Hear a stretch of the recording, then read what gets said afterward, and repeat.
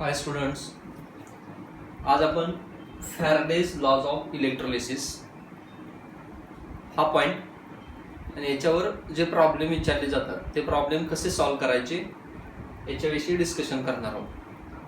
तेव्हा Faraday's lodge of electrolysis याच्यामध्ये दोन लॉ आहेत, Faraday's first law of electrolysis and Faraday's second law of electrolysis. यापैकी पहिल्यांदा आपण Faraday's first law of electrolysis पाहणार आहोत. कोणता law? Faraday's first law of electrolysis. तर या लॉच्या साहाय्यानं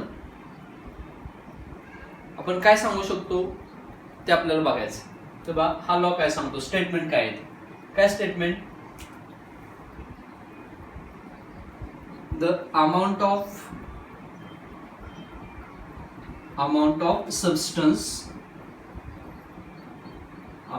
substance undergoes oxidation and reduction. Amount of substance undergoes oxidation and a reduction at each electrode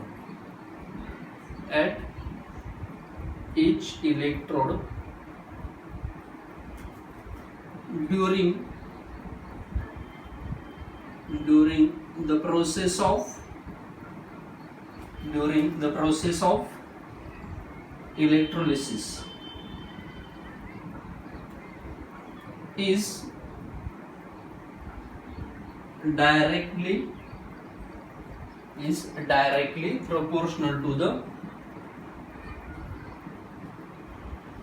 is directly proportional to the amount of electricity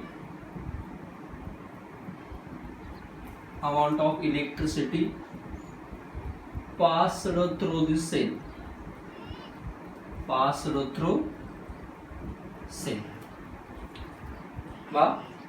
Faraday's first law of इलेक्ट्रोलिसिसचं statement काय statement आहे? The amount of substance undergoes oxidation and reduction.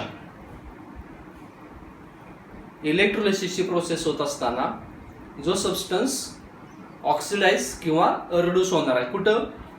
At each electrode. Oxidise ॲनोडला आणि reduce कॅथोडला. हा काय असेल? During the process of electrolysis the amount of substance undergoes oxidation and reduction at each electrode is directly proportional. कशा directly proportional असेल? Directly proportional to the amount of electricity passed through the cell. Suppose हा एक beaker आहे आणि या beaker मध्ये इलेक्ट्रोलाइटचं solution घेतलंय. Suppose sodium chloride NaCl चं सोल्युशन आहे आणि याप्रमाणे हे दोन इलेक्ट्रोड मेटॅलिक कंडक्टिंग वायरच्या साहाय्याने बॅटरीला जोडलेले आहेत आणि या सोल्युशन मधून इलेक्ट्रिसिटी पास केली. तर किती इलेक्ट्रिसिटी पास केली? सपोज 5 एम्पियर एवढी इलेक्ट्रिसिटी. किती? 5 एम्पियर एवढी इलेक्ट्रिसिटी 10 सेकंड साठी पास केली. 5 एम्पियर एवढी इलेक्ट्रिसिटी 10 सेकंड साठी NaCl च्या सोल्युशन मधून पास केली आणि विचारलं काय? मग कॅथोडला किती सोडियम प्रोड्यूस झाला असेल, कॅथोडला किती ग्रॅम सोडियम डिपॉझिट झाला असेल. तर अशा टाईपचे जे एक्झाम्पल आहे हे एक्झाम्पल आपण या लॉच्या साहाय्याने सॉल्व्ह करू शकतो. कसं सॉल्व्ह करायचं आहे तेच आपल्याला पाहिजे आहे. पण याच्या अगोदर स्टेटमेंट काय सांगतोय बा? काय म्हणतं statement? During the process of electrolysis, म्हणजे इलेक्ट्रोलिसिसच्या प्रोसेसमध्ये काय होतं? इलेक्ट्रोलिसिसच्या प्रोसेसमध्ये ॲनोड किंवा कॅथोडला जो सबस्टन्स डिपॉझिट होतो, तयार होतो, ते कशावर डिपेंड असतं? Depends on amount of electricity passed through the cell. Amount of electricity passed through the cell. The amount of substance undergoes oxidation and reduction at each electrode during the process of electrolysis is directly proportional to the amount of electricity passed through the cell. Okay, हे झालं याचं statement. तर याच्या सहाय्याने आपण problem कसे solve करायचे ते पाहूया. Okay,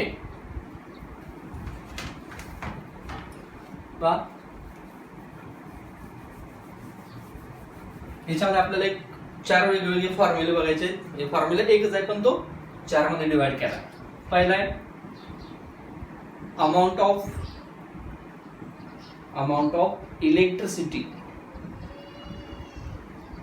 of electricity passed. याच्यासाठी फॉर्म्युला आहे I into T. Amount of electricity passed म्हणजे हा काय चार्ज आहे Q. Amount of electricity passed म्हणजे amount of charge passed Q is equal to काय formula I into T. Here I is electrical current in ampere and T is time in second.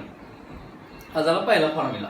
म्हणजे किती amount electricity pass झाली हे जर विचारलं असेल तर इलेक्ट्रिकल करंट किती आहे आणि टाइम किती आहे याच्यानुसार तुम्हाला ते कॅल्क्युलेट करता येईल.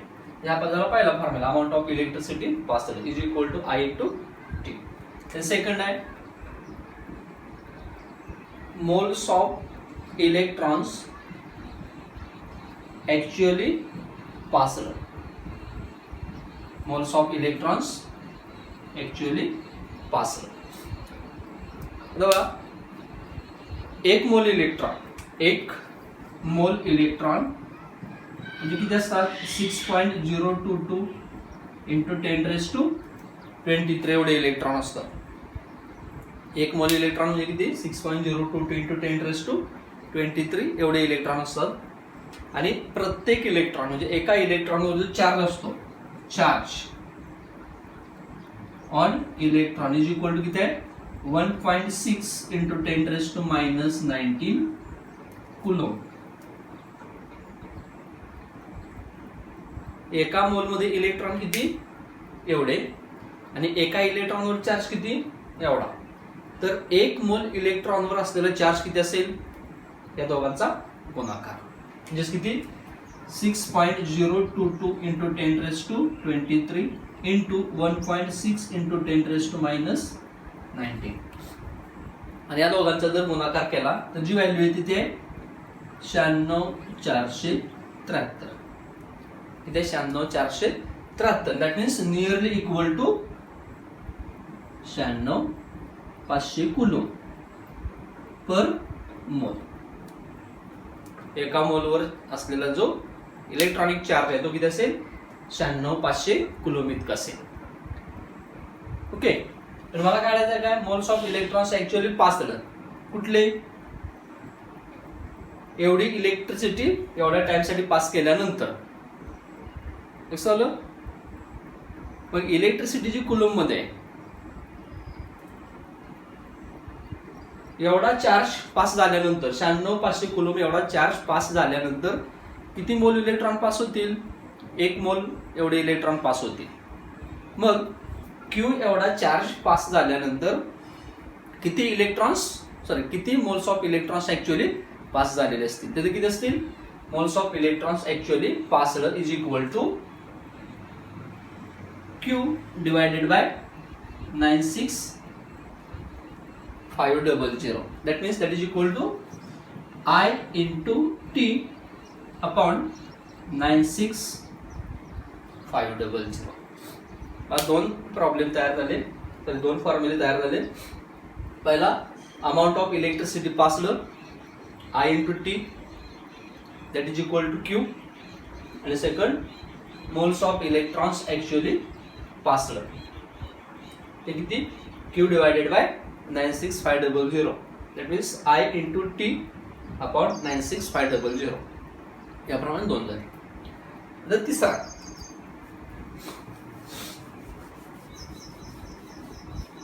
थर्ड फॉर्म्युला काय moles of product formula.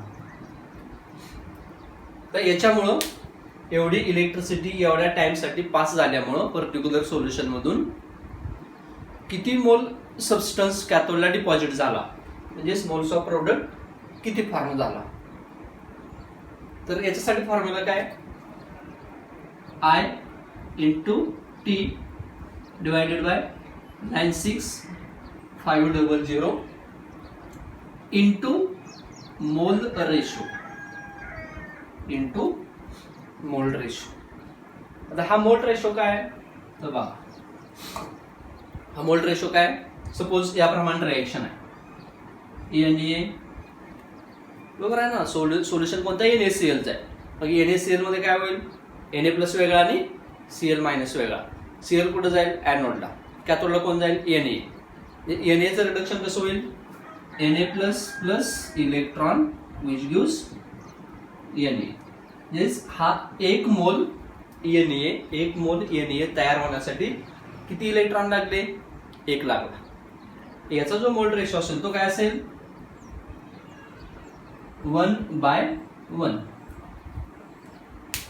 The amount of substance in mole formed divided by moles of electron required. This is called as mole ratio. म्हणजे सोडियम साठी जो मोल रेशो असेल तो किती असेल, 1 असेल. सपोज MgCl2 चं सोल्युशन आहे. MgCl2 च्या सोल्युशन मध्ये काय होईल, Mg+2 आणि Cl minus, twice Cl minus होतील. म्हणजे Mg+2 चं कन्वर्जन Mg मध्ये करायचं. म्हणजे Mg+2 ला रिड्यूस करायचा Mg मध्ये. किती इलेक्ट्रॉन लागतील, 2 प्लस 2 इलेक्ट्रॉन. एक मोल Mg तयार होण्यासाठी किती मोल इलेक्ट्रॉन आवश्यक आहेत, 2. म्हणजे काय झाला, 1/2. म्हणजे मोल रेशो काय झाला, 0.5. ओके. सपोज तुम्हाला सोल्युशन दिलं AlCl3. असं सोल्युशन दिलं AlCl3, काय होईल, AlCl3 चं आयोनायझेशन होईल Al3 प्लस आणि थ्राइस Cl मायनस मध्ये. मग रिडक्शन कोणाचं होईल, Al. कसं, Al3 plus which gives Al. एक मोल Al तयार होण्यासाठी किती मोल इलेक्ट्रॉनची आवश्यकता आहे. चार्ज किती आहे, 3 पॉझिटिव्ह, म्हणजे 3 इलेक्ट्रॉन लागतील. याप्रमाणे एक मोल Al तयार होण्यासाठी लागणाऱ्या इलेक्ट्रॉनची संख्या किती असेल, 3 मोल असेल. मोल रेशो काय असेल, 1/3 इज इक्वल टू 0.33 असेल.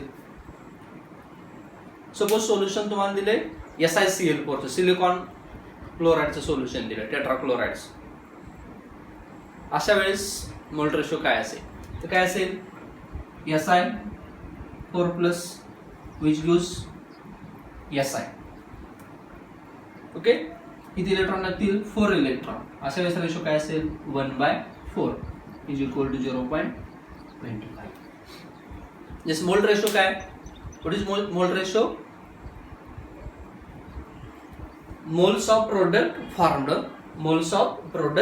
formed divided by moles of electron required.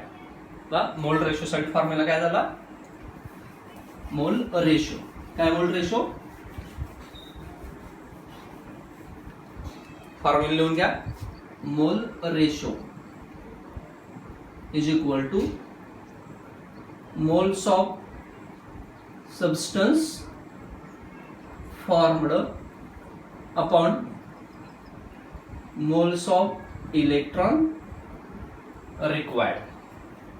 मोल रेशो काय, moles of substance formed divided by moles of electron required is called as मोल रेशो. मोल रेशो काय असेल, जे मोनो ॲटॉमिक आयन आहेत, मोनो ॲटॉमिक आयन म्हणजे ज्यांच्यावर +1 चार्ज आहे, त्यांचा मोल रेशो असेल 1. ज्या कॅटायनच्या डोक्यावर +2 चार्ज आहे त्यांचा मोल रेशो असेल 0.5. असे कॅटायन की ज्यांच्या डोक्यावर 3+ चार्ज आहे त्यांचा मोल रेशो असेल 0.33. आणि असे कॅटायन की ज्यांच्या डोक्यावर +4 चार्ज असेल त्यांचा मोल रेशो असेल 0.25. लक्षात. याप्रमाणे मोल्स ऑफ प्रोडक्ट फॉर्म्ड साठी इक्वेशन काय मिळालं, I into T upon 96500 into mole ratio. Okay. आणि लास्ट फॉर्म्युला चौथा, mass of product form.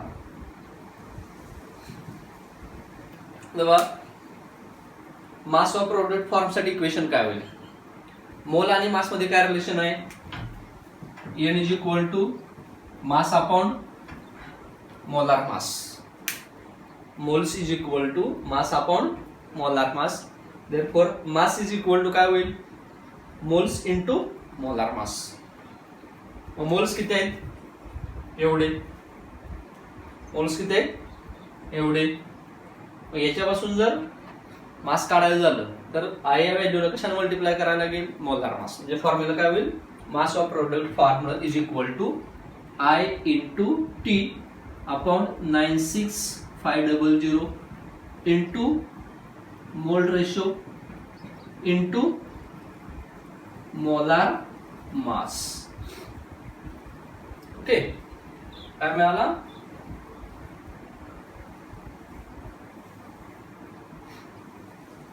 Mass of product formed is equal to I into T upon 96500 into mole ratio into molar mass.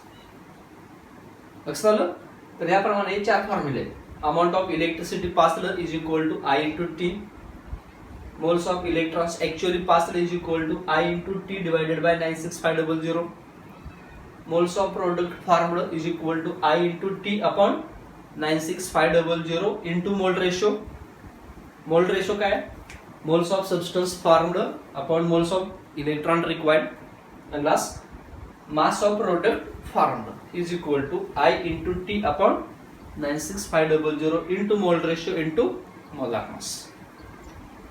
Okay, मग आपण जो problem घेतला होता, काय problem घेतला होता बा? एक्झाम्पल काय घेतलं होतं? NaCl चं सोल्युशन आहे. सोल्युशन कशाचं आहे? NaCl चं. या सोल्युशन मधून 5 एम्पियर एवढी इलेक्ट्रिसिटी 10 सेकंड साठी पास केली होती.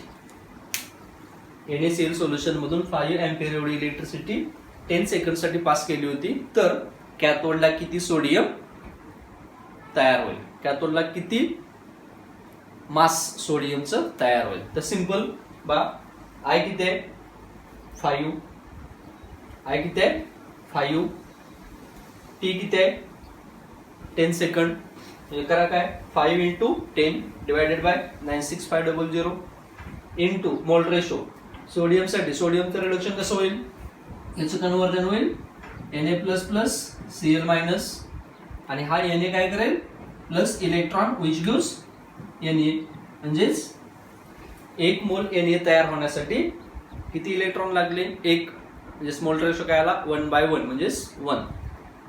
म्हणजे जिथं 5 into 10 upon 96500 into 1 into molar मास. कोणाच मोलार मास? सोडियमचं. NaClचं नाही, मोलार मास कोणाचं? सोडियमचं. सोडियमचं मोलार मास किती आहे? तर ते गिव्हन असतं 23. सिंपल व्हॅल्यू पुटअप करा. काय मिळेल? 5 into 10 upon 96500 into 1 into 23 and that is equal to काय असेल? Amount of sodium formed at cathode. समजलं? तर याप्रमाणे फॅराडेज लॉज ऑफ इलेक्ट्रोलिसिस मधला पहिला लॉ आहे. कोणता? Faraday's first law of electrolysis. Okay, काय law? The amount of substance undergoes oxidation and reduction at each electrode during the process of electrolysis is directly proportional to the amount of electricity passed through the cell. बघा, 5 ampere एवढी electricity pass झाली म्हणून particular substance form झाला असेल. 5 पेक्षा जास्त electricity pass केली, 5 ampere पेक्षा जास्त इलेक्ट्रिसिटी पास केली, याच्यापेक्षा जास्त अमाउंट ऑफ सोडियम कॅथोडला फॉर्म होईल. लक्षात आलं? तर अमाउंट ऑफ सबस्टन्स ऑक्सिडाइज किंवा रिड्यूस होतो हे कशावर डिपेंड आहे? Amount of electricity passed through the cell. Okay, तर याप्रमाणे हा झाला फॅराडेज फर्स्ट लॉ. तर याच्यामध्ये 2 गोष्टी महत्वाच्या आहेत. कोणत्या? एक, फॅराडे कशाला म्हणायचं आणि कुलम कशाला म्हणायचं. कुलम काय? काय coulomb? What is Coulomb? 1 ampere of electricity is passed through the given point for 1 second. किती 1 ampere एवढी इलेक्ट्रिसिटी 1 सेकंड साठी जर पास होत असेल, 1 ampere एवढी इलेक्ट्रिसिटी 1 सेकंड साठी गिवन पॉइंट मधून पास होत असेल तर यालाच आपण काय म्हणतो 1 कुलम एवढी इलेक्ट्रिसिटी पास झाली. And this is the smallest unit of what charge. Charge याचं स्मॉलेस्ट युनिट कोणतं आहे? Coulomb. And what is coulomb? 1 ampere of electricity is passed through the given point for 1 second. And largest unit कोणता आहे? Largest unit of charge is Faraday. And 1 Faraday is equal to 96500 coulomb. 1 Faraday is equal to 96500 coulomb. Okay? तर याप्रमाणे Faraday's first law of electrolysis clear होतो. Next point आहे Faraday's second law of electrolysis. इथे heading लिहिलेलं आहे, समजून घ्या कोणता आहे. Faraday's second law of electrolysis. याच्या अगोदरचा कोणता होता? Faraday's first law of electrolysis. तर Faraday's second law of electrolysis काय सांगतो बा? तर याप्रमाणे एक सोल्युशन आहे आणि इथे एक सोल्युशन आहे. हे सोल्युशन आहे NaCl चं आणि हे सोल्युशन आहे MgCl2. ओके. या सोल्युशन मध्ये याप्रमाणे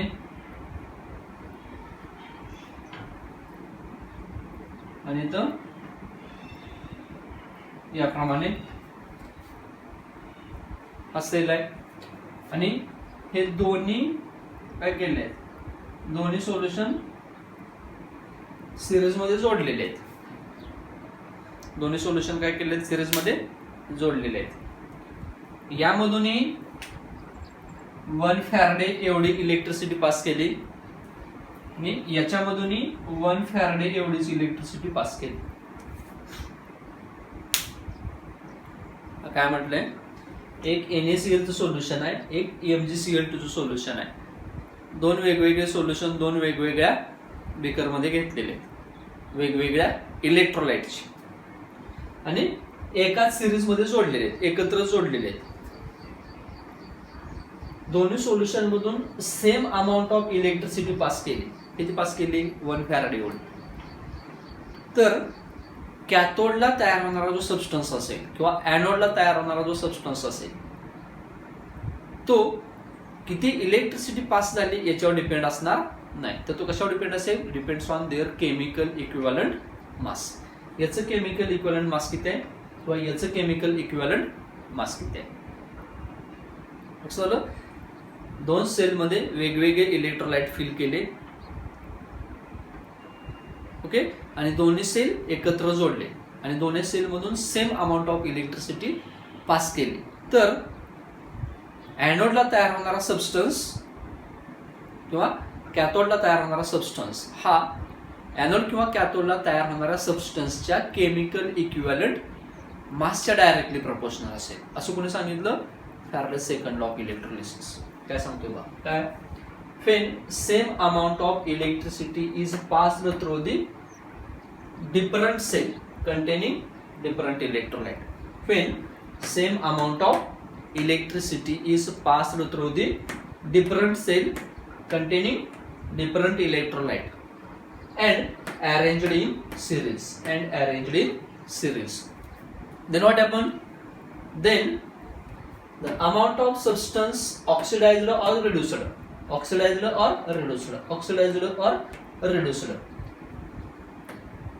at respective electrode, oxidized at anode and reduced at cathode, oxidized or reduced at respective electrode is directly proportional to their chemical equivalent mass. लक्षात आलं? दोन काही 4 सेल जोडले, 4 सेल एकमेकाशी जोडले. कोणकोणते सेल आहेत? सपोज याप्रमाणे सेल आहे. This is A cell, B cell, C cell and D cell. Okay. हे 4 सेल आहेत ABCD आणि ह्या 4 मध्ये वेगवेगळे सोल्युशन आहेत. एकामध्ये सपोज हे Cl आहे, एकामध्ये NaCl आहे, एकामध्ये CaCl2 आहे, एकामध्ये AlCl3 आहे. काय म्हणतोय बघा, when same amount of electricity is passed through the different cell. आणि या चारही सेल मधून काय केली, same amount of electricity pass केली. किती पास केली, सपोज 1 फॅराडे एवढी इलेक्ट्रिसिटी पास केली. when same amount of electricity is passed through the different cell containing different electrolyte and arranged in series, then the amount of substance oxidized or reduced at respective electrode is directly proportional to their chemical equivalent mass. म्हणजे असं असताना या चारही सेलमध्ये एनोडला किंवा कॅथोडला तयार होणारा जो सबस्टन्स असेल तो कशावर डिपेंड असेल, याच्यामध्ये असणारे जे इलेक्ट्रोलाइट आहेत त्या इलेक्ट्रोलाइटच्या केमिकल इक्विव्हॅलंट मास. इलेक्ट्रोलाइटच्या नाही, इलेक्ट्रोलाइट मधील आयन, कॅथोडला कॅटायन जो जाणार आहे त्याचं केमिकल इक्विव्हॅलंट मास आणि एनोडला जो अनायन जाणार आहे त्याचं केमिकल इक्विव्हॅलंट मास. समजलं.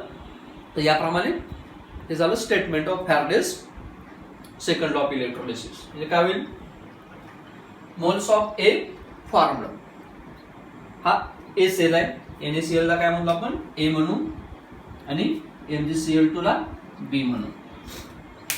Moles of A formed upon moles of B formed is equal to mole ratio of A half reaction divided by mole ratio of B half reaction.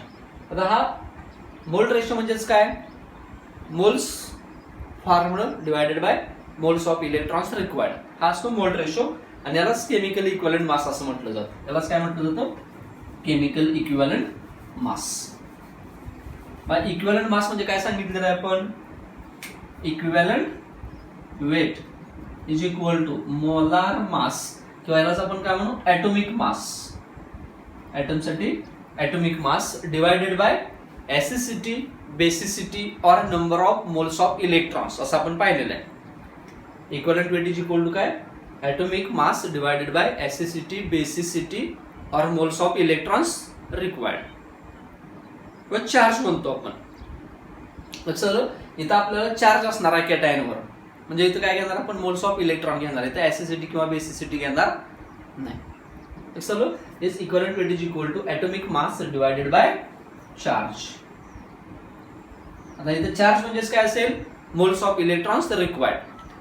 1 positive charge असेल तर 1 electron required, 2 positive charge असेल तर 2 electrons required, 3 positive charge असेल तर 3 electrons required. Yes, equivalent weight is equal to काय असेल, atomic weight divided by charge, that means molar mass divided by moles of electrons required.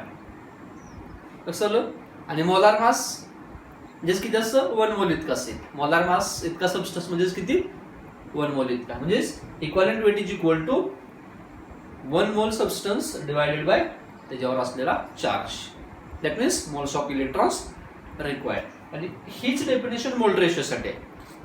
म्हणजेच जर याप्रमाणे sale एकमेकाशी जोडले, 4 सेल वेगवेगळे इलेक्ट्रोलाइट फिल करून आणि यातून जर सेम अमाऊंट इलेक्ट्रिसिटी पास केली तर कॅथोडला किंवा एनोडला जो तयार होणारा सबस्टन्स असेल तो कशावर डिपेंड असेल, याच्यामध्ये फिलअप केलेले इलेक्ट्रोलाइट आहेत, या इलेक्ट्रोलाइटचं कॅटायन किंवा अनायन यांचे केमिकल इक्विव्हॅलंट वेट याच्यावर डिपेंड असेल. समजलो. येस, याप्रमाणे आपण इथं म्हटलं हा एक ए सेल आहे आणि हा बी सेल आहे. ओके, ए साठी हा रिएक्शन कसं असेल, A plus plus electron which gives A आणि बी साठी B plus plus electron which gives B. कसं, किंवा याप्रमाणे आपण बी प्लस प्लस आहे, हा काय झाला 2 इलेक्ट्रॉन, याचा जो मोल रेशो येईल तो किती येईल, 1 येईल आणि याचा मोल रेशो काय येईल, 0.5 येईल. अशा वेळेस हे इक्वेशन काय होईल, moles of A formed, moles of A formed upon moles of B formed is equal to mole ratio of A upon mole ratio of B. Means तुम्हाला या दोन्हीपैकी एक दिलेलं असेल, या दोन्हीपैकी एक दिलेलं असेल आणि हे रिएक्शन नुसार काढायचं आहे. रिएक्शन बघायचे आणि मोल रेशो काढायचा आहे. सपोज कॉपर सल्फेट असेल CuSO4 आहे आणि दुसरा कोणता आहे NiSO4 आहे, किंवा NiSO4 च्या ऐवजी आपण वेगळा घेतला ApCl3. एका बीकर मध्ये ApCl3 फिल केलाय, एका बीकर मध्ये कॉपर सल्फेट फिल केलाय. दोन्ही सेल सिरीज मध्ये अरेंज केले आणि same amount of electricity pass केली 1 फॅरेड एवढी. तर किती सबस्टन्स कॅथोडला डिपॉझिट झाले असेल, कोण आयदर दिस ऑर दिस, या दोन्हीपैकी एक दिलेला असेल. चलो सपोज हा दिलाय 0.5 मोल, आपल्याला काढायचा आहे हा. तर अशा वेळेस बा कॉपर सल्फेट साठी Cu वर किती चार्ज आहे 2+, Ap वर किती चार्ज आहे 3+. याचा मोल रेशो काय झाला 1/3, याचा मोल रेशो काय झाला 1/2. याची मोल्स किती आहेत 0.5. ओके, याला म्हणू आपण A, याला म्हणू B. A चे मोल्स काढायचे आहेत, that means moles of A formed calculate करायचे आहेत, upon moles of B formed 0.5 आहे, इथं 0.5 is equal to mole ratio of A half reaction 1/3 आहे 0.33, and moles of B half reaction इथे 1/2 0.5.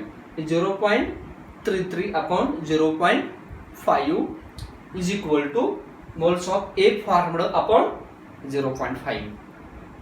That means moles of A formed is equal to moles of B formed into mole ratio of A half reaction upon mole ratio of B half reaction. And this is stated by Faraday's second law of electrolysis. हे कोणी सांगितलं Faraday's second law of electrolysis. Clear होतंय काय सांगितलं फॅराडेनं, जर 2 किंवा त्याच्यापेक्षा अधिक सेल वेगवेगळे इलेक्ट्रोलाइट फिल करून सिरीज मध्ये जोडले असतील आणि सर्वांमधून सेम इलेक्ट्रिसिटी पास केली असेल, तर अशा वेळेस जो सबस्टन्स ऑक्सिडाइज होणार आहे किंवा रिड्यूस होणार आहे हे कशावर डिपेंड असेल, depends on their chemical equivalent mass. आणि what is chemical equivalent mass, chemical equivalent mass हा काय असेल, त्याचा काय असेल chemical equivalent mass, chemical equivalent mass हे काय असेल, मोलार मास और ॲटॉमिक मास डिवाइडेड बाय त्याची काय असेल, number of moles of electrons required. Monoatomic साठी 1, डायटॉमिक साठी, मोनोएटॉमिक आयन साठी 1, डायटॉमिक आयन साठी 2, ट्रायटॉमिक आयन साठी 3 आणि टेट्राटॉमिक आयन साठी 4 इलेक्ट्रॉन्स असतात. समजलं, तर याप्रमाणे हा Faraday's second law of electrolysis. Okay, वेगवेगळे सोल्युशन जर दिले असतील तर त्या सोल्युशनसाठी मोल रेशो कसा कॅल्क्युलेट करायचा ते आपण बघू. फॉर एक्झाम्पल KCl आहे, तर KCl साठी पहिल्यांदा त्याचं आयनायझेशन घ्या. आयनायझेशन कसं होईल, KCl which gives K++ Cl-. Okay, याच्यामध्ये याचं काय झालं ऑक्सिडेशन, म्हणजे Kचं काय झालं ऑक्सिडेशन आणि Clचं काय झालं रिडक्शन. ओके, पण ज्यावेळेस हा K कॅथोडला जाईल, कॅटायन कुठे जाईल, इलेक्ट्रॉन गेन करून कॅथोडला जाईल, त्यावेळेस काय होईल K++ electron which gives K. आणि याच्यासाठी जो मोल रेशो असेल तो काय असेल 1/1 असेल. Cl- ऑक्सिडेशन कसं होईल,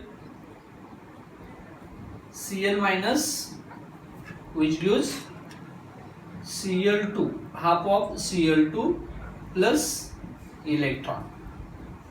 कसं दिस हा हाफ मोल आहे, हाफ मोल Cl2 तयार होण्यासाठी किती इलेक्ट्रॉन लागला अर्धा, पण 1 मोल Cl2 तयार होण्यासाठी किती इलेक्ट्रॉन लागतील, तर इक्वेशन बॅलन्स करावं लागेल, याला ट्वाइस ने मल्टिप्लाय करा, हा झाला 1, इथे काय होईल 2 इलेक्ट्रॉन. इज 1 मोल Cl गॅस Cl2 गॅस तयार होण्यासाठी किती इलेक्ट्रॉन रिक्वायर्ड आहेत 2 म्हणण्याचं काय असेल 1/2. चल इज K+ साठी मोल रेशो काय मिळाला 1/1 आणि Cl- साठी काय मिळाला 1/2. ओके. सपोज याप्रमाणे दुसरं इक्वेशन काय BaCl2 याचं आयनायझेशन कसं होईल Ba+2 plus Cl minus reduction कोणाचं होईल Ba+2 plus 2 electron which gives Ba. तर याचा जो मोल रेशो असेल तो काय असेल 1/2 असेल 7/2 नाही काय असेल 1/2 असेल. सपोज AgNO3 चं सोल्युशन आहे AgNO3 आयनायझेशन कसं होईल Ag plus NO3 minus reduction कोणाचं होईल Ag चं कसं होईल Ag plus electron which gives Ag. 1 मोल Ag फॉर्म होण्यासाठी किती मोल इलेक्ट्रॉन रिक्वायर्ड आहेत 1 म्हणजे मोल रेशो काय असेल अगेन 1/1. लक्षात आलं. Next ApCl2 which gives Ap+2 plus Cl minus reduction कसं होईल Ap+2 plus 2 electron which gives Ap. Is 1 मोल Ap तयार होण्यासाठी 2 मोल्स इलेक्ट्रॉन रिक्वायर्ड आहे. दिस मोल रेशो काय असेल 1/2 असेल. क्लिअर आलं. तर याप्रमाणे काय करायचे मोल रेशो काढायचे. ओके. फॉर एक्झाम्पल तुम्हाला सोल्युशन दिलंय CuSO4 तर आयनायझेशन कसं होईल बा Cu++ SO4 2 मायनस. कॅथोडला कोण जाईल Cu काय होईल Cu+2 plus 2 electron which gives Cu. 1 मोल कॉपर तयार होण्यासाठी किती मोल इलेक्ट्रॉन रिक्वायर्ड आहेत 2 म्हणून मोल रेशो काय असेल 1/2. समजलं. देन नेक्स्ट याप्रमाणे